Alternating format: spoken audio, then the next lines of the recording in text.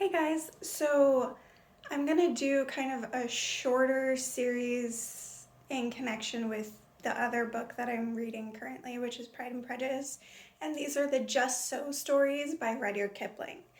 So, if you don't really know who that is, he wrote The Jungle Book, which is probably his most famous book, but he was just a writer. He wasn't like some super military man. He wasn't like, I mean, he did do a lot of world traveling and he did grow up in British occupied India, but he wasn't like, even though he writes stories with like military aspects and he writes a lot of stories influenced by India, he was just a writer.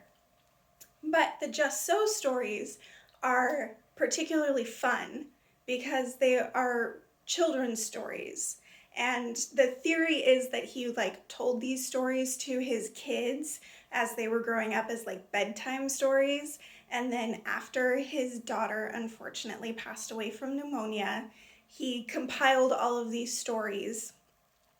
And they are very much children's stories to explain the world. Stories like how the leopard got his spots, how the whale got his throat, things like that, where you imagine kids asking, hey daddy, why do leopards have spots? Or why do giraffes have long necks? Or why this, why that?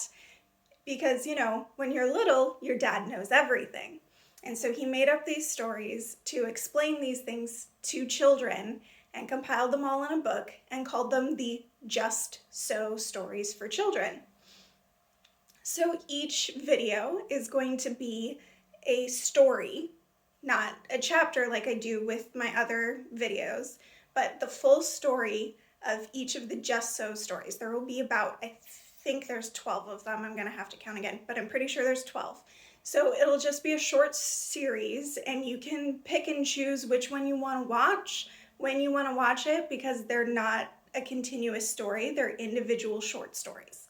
So I just wanted to do a little intro so you have some background and you know what's coming up, and I hope you enjoy them.